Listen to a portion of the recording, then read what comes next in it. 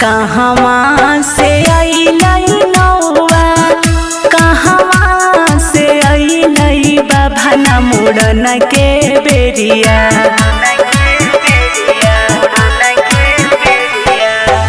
कहवा से अइलै नौआ, कहवा से अइलै बभना मुड़न के बेरिया। कहवा से अइलै बबुआ के फुआ मुड़न के बेरिया।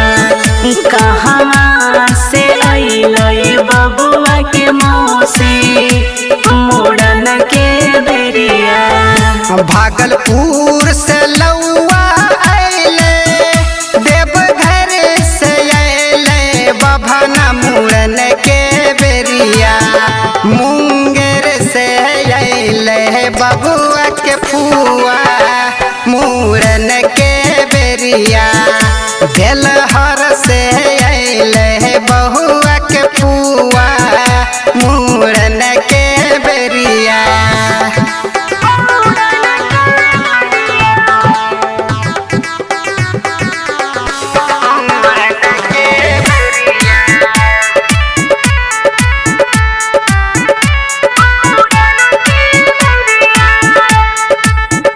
कथी लेके नौआ अइलै, कथी लेके बभना अइलै मुड़न के बेरिया।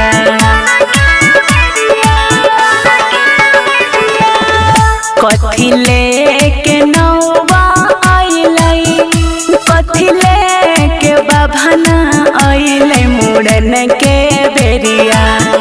कथी लेके अइलै बबुआ के फुआ मुड़न के बेरिया। कथी लेके अइलै बबुआ के मौसी मुड़न के बेरिया। अस्तूर लेके लौआ, पोथी लेके बभना अइलै मुड़न के बेरिया।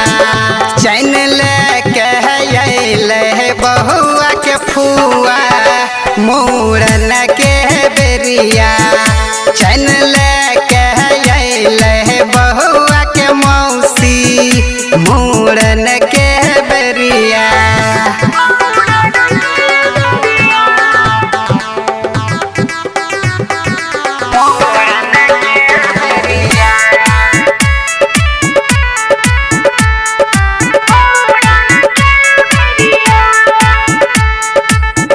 कथी लेके नौआ रुसलै, कथी लेके बभना रुसलै मुड़न के बेरिया।